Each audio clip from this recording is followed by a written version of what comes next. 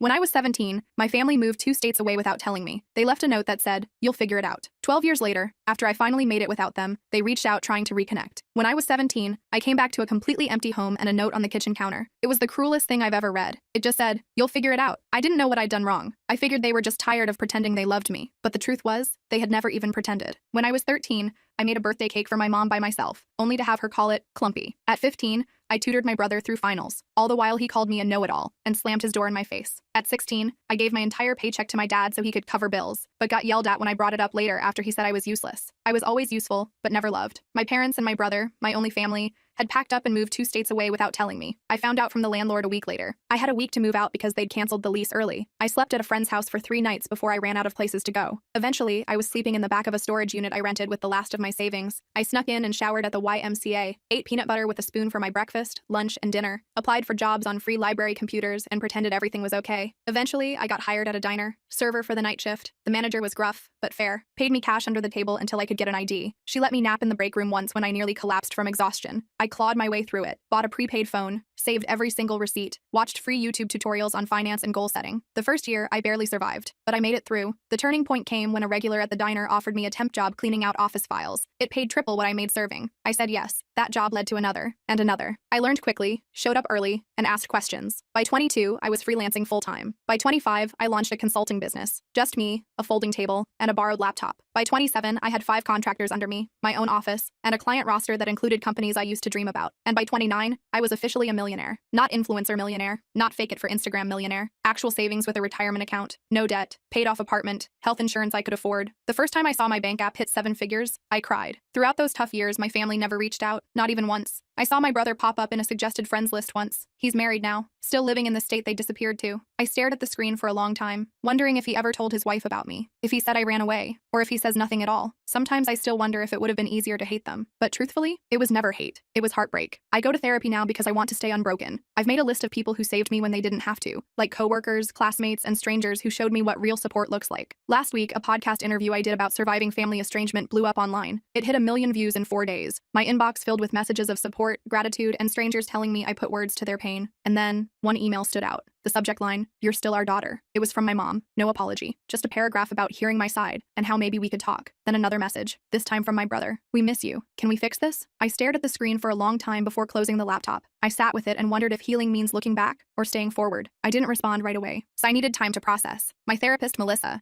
suggested I take at least a week before making any decisions. "Give yourself space to feel whatever comes up," she said during our session. "There's no rush to respond." So I did. I focused on work, went to the gym, had dinner with friends. Normal stuff. But those emails haunted me. I kept opening them, reading them, closing them again. My mom's message felt cold, clinical almost, like she was reaching out to a distant acquaintance. My brother's was shorter but somehow felt more genuine. I couldn't stop thinking about them. After 10 days, I decided to reply to my brother first. Just something simple. I wrote, "It's been 12 years. What changed?" Then I hit send before I could overthink it. His response came within an hour. He said the podcast made him realize what they'd done. He claimed he was only 15 when they left me, that he didn't have a choice, that he'd always wondered about me, that he'd looked me up online a few times over the years but never had the courage to reach out, that seeing me successful made him proud. I didn't buy it. Not completely. If he'd been so concerned, why wait until I was publicly successful? I asked him exactly that. His next email was longer. He admitted that money was tight for them, that my parents' business had failed, that his wife was pregnant with their second child, that medical bills were piling up. I felt my stomach drop. There it was, the real reason. I didn't respond for another week. Then my mom sent a follow-up email with old family photos attached. Pictures of me as a baby, pictures of us at the beach when I was maybe 5 or 6, pictures of me and Michael building a snowman, happy moments that felt like they belonged to someone else's life. At the bottom of the email, she wrote, "We made mistakes. We want to make amends." I showed the emails to Melissa during our next session. She reminded me that I was in control, that I could set boundaries, that I didn't owe them anything. But she also said that closure might help me move forward, whether that meant reconciliation or a final goodbye. I nodded along, but inside I felt conflicted. Part of me wanted to tell them to go to hell. Another part wanted to understand why they left me. And a tiny, stupid part of me still wanted them to love me. I decided to meet my brother first. Just him. No parents. We arranged to meet at a coffee shop in Chicago, halfway between where we both lived. I flew in that morning, checked into a hotel, and tried to calm my nerves. I almost canceled 3 times. But at 2 p.m., I walked into that coffee shop and saw him immediately. He looked older, heavier, with a receding hairline, but his eyes were the same. He stood up when he saw me, awkward and uncertain. I didn't hug him. We just sat across from each other with our coffees, like strangers. The first 20 minutes were painful. Small talk about the weather, about my flight, about his drive. Then he started apologizing. "Emma, I'm so sorry," Michael said, his voice cracking. "I was just a kid when it happened. I didn't know they they were planning to leave you behind until it was too late. I was too scared to stand up to them. I just listened, watching his face for signs of deception. He seemed sincere, but I'd been fooled before. I asked him the question that had haunted me for 12 years. Why me? Why was I the one left behind? He looked down at his coffee. They always saw you as the strong one, the independent one, the one who would be fine on your own. They thought you didn't need them as much as I did. They convinced themselves you'd be better off without them. It was the most ridiculous thing I'd ever heard. I told him about the storage unit, about eating peanut butter for weeks, about showering at the YMCA and working night shifts at 17. His face crumpled. I didn't know, he whispered. They told me you had a plan, that you wanted to stay behind, that you were going to live with a friend's family, that you'd chosen to separate from us. All lies. By the end of our meeting, I wasn't sure what to think. He seemed genuinely remorseful. He showed me pictures of his wife and daughter, told me about his job as an accountant, asked about my business, didn't directly ask for money, which surprised me. When we parted, he hugged me. I let him, but I didn't hug back. I just stood there, arms at my sides, feeling nothing. Back at my hotel, I called Melissa, told her everything. She pointed out that while my brother seemed sorry, he was still framing himself as a victim rather than acknowledging his role in my abandonment. She was right. He'd been 15, not 5. Old enough to pick up a phone, old enough to send an email, old enough to check on me at some point in 12 years. That night, my mom called. I hadn't given her my number, so Michael must have. I almost didn't answer, but curiosity won out. Her voice sounded older, raspier. She cried when I said hello, started talking about how proud she was of me, how she'd always known I would succeed, how special I was. I let her talk herself out. Then I asked her the same question I'd asked my brother. Why me? Her answer was different. We were in debt, Emma. We couldn't afford 3 mouths to feed. We knew you were smart enough to make it on your own. We figured you'd go to social services and get placed with a better family. We thought we were doing you a favor. I hung up on her, blocked her number immediately, threw my phone across the room and screamed into a pillow. The next morning, I had an email from my dad. First contact in 12 years. He didn't apologize. Instead, he wrote about how hard their lives had been, about medical bills and failed businesses, about how Michael's wife needed surgery, about how they were facing eviction. Then, at the very end, he asked if I could help the family out. Not a single question about my life, not a single acknowledgement of what they'd done. I forwarded the email to Melissa with the subject line, and there it is. She called me immediately, despite it being Sunday. We talked for an hour, about boundaries, about forgiveness versus reconciliation, about the difference between helping someone and enabling them, about what I actually wanted versus what I thought I should want. By Monday morning, I had made my decision. I emailed my brother, told him I was glad we'd met, that I understood he was in a difficult position when we were younger, that I was willing to have a relationship with him and his family, but with clear boundaries. No money, no loans, no financial support of any kind, and no relationship with our parents until they took full responsibility for their actions. His response was immediate and telling. I'm really disappointed, Emma, he wrote. Our parents really need help. Families should support each other. You're being selfish with your success. All the guilt buttons they'd installed in me as a child, pushed at once. I didn't respond. Instead, I booked an appointment with Melissa and a vacation to Bali. I needed space to process everything. 3 days later, Michael called, left a voicemail apologizing for his email, said he understood my position, said he still wanted a relationship on my terms, said he'd respect my boundaries. I listened to it twice, trying to decide if he was sincere or just changing tactics. I decided to give him one more chance, but with my guard up. I went to Bali anyway, spent 2 weeks on the beach, hiking through rice fields, and meditating. I needed the distance. When I got back, I had 6 more emails from my dad, each more desperate than the last. I didn't read past the subject lines. I also had a text from Michael asking if we could talk again. I agreed to a phone call, nothing more. The call started okay. He apologized again for pushing. I've been thinking a lot about what you told me, he said. I'm in therapy now too. I believed that part. He sounded different, less defensive. We talked about his kids, about my business, normal stuff. Then he mentioned that our parents were coming to visit him next weekend, asked if I would consider meeting them, just for an hour, in a public place. I felt my chest tighten. I'm not ready for that, Michael. He pushed a little but backed off when I got quiet. After we hung up, I called Melissa. We had an emergency session that night. She helped me realize I was afraid of seeing them. Not because I hated them, but because I still craved their approval. Still wanted them to love me. Still wanted to be enough. It was pathetic, but it was true. I cried for an hour in her office. The next day, Michael texted again. Said our mom was crying all night after he told her I wouldn't meet them. Said our dad was talking about driving to my city anyway. I felt panicky. Blocked Michael's number immediately. Then I called my assistant and told her I was working from home for the week. Ordered groceries for delivery. Basically hid in my apartment like a scared kid. On Wednesday, the doorman called up. Said there was a couple asking for me. Wouldn't give their names. I knew instantly. Told him I wasn't accepting visitors. 5 minutes later, my phone rang from an unknown number. I let it go to voicemail. It was my dad. Emma, we drove 8 hours to see you, his angry voice said. You're being childish. We deserve a chance to explain. I deleted the message and turned off my phone. Thursday morning, I woke up to someone pounding on my door. I froze in bed, heart racing, checked the peephole. It was them, my parents, standing in my hallway like they had any right to be there. Emma, please. My mom's voice came through the door. We just want to talk to you. We know you're in there, my dad added. We love you. We're sorry. I didn't open the door. I sat on the floor with my back against the wall, shaking. Eventually, they left. I called building security immediately, told them not to let those people up again. The guard sounded concerned, asked if I needed police. I said no, just don't let them up. Then I called Melissa. She came over on her lunch break, brought me a sandwich and sat with me while I cried, told me I had every right to set boundaries, that I didn't owe them a meeting, that what they were doing was harassment, not reconciliation. After she left, I got an email from Michael. He was furious. Said I'd humiliated our parents. Said they were staying in a cheap motel they couldn't afford because they were so desperate to see me. Said his wife needed surgery next month and they were hoping I could help. Said I was being cruel. I didn't respond. Friday morning, I decided I needed to leave town for a while. Booked a flight to visit my friend Rachel in Portland. She'd been one of the people who helped me when I was homeless. Let me crash on her couch for a week when I had nowhere else to go. I trusted her completely. I was throwing clothes in a suitcase when my phone rang. Unknown number again. I ignored it. 10 minutes later, my doorman called. Said there was a woman downstairs having what looked like a medical issue. Said she was asking for me by name. Claimed to be my mother. I felt sick. Told him to call an ambulance if she needed help, but I wasn't coming down. He sounded uncomfortable but agreed. I finished packing and headed downstairs an hour later. Checked the lobby carefully before entering. No sign of them. I felt relieved but also weirdly guilty. The doorman gave me a strange look as I passed. Told me the ambulance had come. That the woman had been having chest pains. That she'd been taken to Memorial Hospital. I nodded and hurried out to my waiting Uber. At the airport, I got another call from Michael. I almost didn't answer, but something made me pick up. Mom had a heart attack. He was crying. She's in surgery. This is your fault for stressing her out. I hung up on him. Called Melissa instead. She answered immediately. I told her what happened. Asked if I was a terrible person. Emma, listen to me, she said firmly. You are not responsible for your mother's health. This feels like another manipulation tactic. Get on your plane and take care of yourself. I did. Spent the weekend with Rachel. Told her everything. She remembered when my family abandoned me. Remembered how broken I'd been. She was furious on my behalf. They don't deserve a minute of your time, she said, pouring me another glass of wine. Not after what they did to you. It felt good to have someone so firmly in my corner. Sunday night, I got an email from my dad. My mom was stable, had a stent put in, would be released Tuesday. The email ended with, "She's asking for you. Don't you think you've punished us enough?" I showed Rachel. She rolled her eyes so hard I thought they might get stuck. Told me this was textbook guilt tripping. I knew she was right, but part of me still felt responsible. I flew home Monday. Found flowers outside my apartment door. The card said, "Please call us. We're staying at the Holiday Inn until Wednesday. No apology. No acknowledgement of boundaries. Just another demand." I threw the flowers in the trash chute. Tuesday morning, I got a text from an unknown number. It was a photo of my mom in a hospital bed, looking pale and small. The message said, "She might not have much time left. Do you really want to live with this regret?" I blocked the number. Called Melissa. She suggested I take a social media break, change my number, maybe even stay with a friend for a while. I agreed. Called my assistant and told her I'd be working remotely for 2 weeks. Packed another bag. Before I could leave, my doorman called again. Said there was a young woman downstairs asking for me. Said she had a small child with her. Said she claimed to be my sister-in-law. I felt cornered. These people wouldn't stop. I told the doorman to send her up. Decided to face this head on. The woman who knocked on my door looked exhausted. Had dark circles under her eyes. Was holding a sleeping toddler against her shoulder. "I'm Jenny," she said quietly. "Michael's wife. I came alone because I wanted to talk to you without family drama." I let her in reluctantly. Offered her water. She accepted gratefully. Jenny put her sleeping daughter on my couch, tucking a blanket around her. Then she sat at my kitchen table and started talking. "I only learned about you 3 years ago," she admitted. "Michael told me you ran away at 17. Cut contact with the family. I always thought it was strange but never pushed. Hearing your podcast was a shock. I confronted him, and he finally admitted the truth. I just listened, not sure what to believe anymore." Jenny seemed sincere. "I'm horrified by what they did to you," she continued. "I insisted Michael reach out, but I had no idea they were going to ask you for money. I'm embarrassed and angry about that. Yes, I do need surgery for a thyroid condition, but we have insurance. Your parents are the ones in financial trouble, not us." I asked her why she'd come. She looked me straight in the eyes. "You deserve to know the whole truth," she said. "Your parents have been telling everyone you abandoned the family, that you were mentally unstable, that you stole money from them before disappearing, that they spent years looking for you. All lies to cover what they'd done." I felt like I'd been punched. "How do you know this is true?" She pulled out her phone, showed me Facebook posts from years back. My mom asking for prayers to find her troubled daughter. My dad claiming I'd taken their savings before running away. Posts about hiring private investigators, about checking homeless shelters. All carefully crafted to make them look like victims. All dated years after they'd abandoned me. Jenny apologized for being part of it, even unknowingly. Said she'd confronted my parents too. That they'd admitted everything to her when she threatened to tell the whole family the truth. That they were desperate now because their lies were unraveling. That my podcast had people asking questions they couldn't answer. Her daughter woke up then. A cute little girl with curly hair. "This is Lily," Jenny said softly. "She's 3. I have another daughter on the way. I want my children to know their aunt, but only if you want that too. No pressure, no guilt. Just an open door if you ever choose to walk through it." After they left, I sat in my apartment for hours, processing, called Melissa again, told her everything Jenny had said. She wasn't surprised. "Abusers often control the narrative," she explained. "They create alternate realities where they're the victims." She asked what I wanted to do now. I honestly didn't know. That night, I got another email from my dad. This one was different, angry, threatening. Said if I'd told lies about them online, they would sue me for defamation. Said they had proof I'd stolen from them. Said they'd go to the media with their side if I didn't take down the podcast and issue a public apology. Said they expected financial compensation for the damage to their reputations. I forwarded it to Melissa, then to my lawyer, Marcus. He called me immediately. "This is empty threatening," he assured me. "Truth is an absolute defense against defamation. Save everything but don't respond. I'll handle it if they actually file anything," which I doubt they will. People who are actually going to sue don't usually announce it first. The next day, I got a call from Michael. I let it go to voicemail. He sounded panicked. "Emma, Jenny told me she visited you. Our parents are furious. They're saying terrible things about her now too. I'm scared they're going to try something desperate. Please call me back on Jenny's phone, not mine. I didn't know what to believe anymore. Called Marcus again. He suggested meeting Michael and Jenny somewhere public, with him present as my lawyer, just to hear them out. I agreed reluctantly. We set up a meeting at a restaurant near Marcus's office for the next day. They showed up on time. Both looked terrible. Stressed. Exhausted. Jenny had a bruise on her arm she kept trying to hide. Michael couldn't make eye contact. I'm Marcus, Emma's attorney, he said as we sat down, which made Michael flinch. But we sat down, ordered coffee, and they started talking. The story that came out was worse than I'd imagined. My parents had been living off Michael for years, moving in and out of his house, taking money for emergencies, watching his kids while criticizing his parenting. When Jenny confronted them about me, my dad had grabbed her arm, hard enough to leave marks. Michael had kicked them out. They were now staying in a motel, calling constantly, showing up at his work. I listened without interrupting, watched my brother break down as he described how our parents had controlled him his entire life, how they'd convinced him I abandoned them, how he'd been too scared to question their version of events, how he'd been trapped in their web of manipulation and lies for 12 years, how he was terrified they would hurt Jenny or the kids. Marcus asked careful questions about financial entanglements, about house titles and bank accounts, about whether my parents had keys to their house. Michael answered everything, said they'd co-signed his mortgage, said his dad was still on his bank account from when he was in college, said they had spare keys, said they knew all his passwords. Marcus took notes, occasionally glancing at me. By the end of the meeting, I felt drained but clearer. This wasn't just about me anymore. Michael and Jenny were victims too, in their own way. Different from me, but still trapped. Marcus suggested they speak to a lawyer of their own, gave them a colleague's card, told them to change their locks, passwords, and bank accounts immediately. They nodded, looking overwhelmed but grateful. As we were leaving, Michael hugged me. This time, I hugged him back. It wasn't forgiveness, not yet, but it was something. A recognition that we'd both been damaged by the same people, that maybe we could help each other heal. That night, I got a series of increasingly unhinged texts from my parents' numbers. Accusations, threats, guilt trips. I blocked them all. Then I called Jenny, asked if they were safe. She said yes. They'd changed the locks, stayed with friends the night before, were looking into a restraining order. I felt relieved but still worried. The next morning, I woke up to my phone ringing. It was Jenny, hysterical. They broke into our house, she sobbed. They took Lily's baby photos, important documents, Michael's laptop. They left a note. Family matters should stay in the family. I told her to call the police immediately, said I'd meet them at their house, called Marcus on my way. When I arrived, there was a police car outside their house. An officer was taking statements in the living room. The place was a mess. Drawers pulled out, papers scattered. Michael was sitting on the couch, head in his hands. Jenny was pointing out missing items to the officer. I introduced myself as family, there to help. The officer seemed skeptical that grandparents would break in. Are you sure they didn't just use a key? He asked. Maybe this is a misunderstanding? Jenny showed him her bruised arm, told him about the escalating behavior, about the threats, about how they'd been stalking them. He took notes but didn't seem convinced. Said without evidence, it would be hard to prove who did this. After the police left, we cleaned up together. Found more missing things. Photo albums, financial documents, the spare key to their car. Michael looked defeated. This is my fault, he said. I should have protected my family better. Should have stood up to them years ago. Should have looked for you harder. I didn't disagree, but I didn't pile on either. We were beyond that now. Marcus arrived as we were finishing, looked around grimly, said this changed things, that we needed to document everything, that breaking and entering was a serious crime, that we should all stay somewhere else for a few days, that he'd help us file for emergency restraining orders in the morning. We nodded, too exhausted to argue. Jenny packed bags for them while Michael and I secured the house as best we could, changed locks again, checked windows, discussed security cameras. It felt surreal, taking these precautions against our own parents, but also necessary. They'd crossed a line that couldn't be uncrossed. As we were leaving, Michael got a text from our dad. Just 3 words. We're watching you. He showed it to me, hands shaking. I took a screenshot, sent it to Marcus. Then I made a decision. Told them they were coming to stay with me. My building had security, cameras, a doorman who already knew not to let our parents in. They accepted gratefully. That night, the 4 of us ate takeout in my living room. Lily played with toys Jenny had packed. We talked quietly about next steps, about restraining orders, about police reports, about changing phone numbers and email addresses, about possibly moving to a new house, about how to protect themselves long term. It wasn't the family reunion I'd ever imagined. Sitting there with the brother who'd let me be abandoned, his wife who'd believed lies about me, and their daughter who was innocent in all of this. But somehow, it felt right. Like we were finally facing the truth together. Like maybe, just maybe, we could build something new from the ashes of what our parents had destroyed. The next morning, Marcus called, said he'd filed emergency restraining orders for all of us, said we needed to appear in court next week to make them permanent, said he'd also reported the break-in to a detective he knew,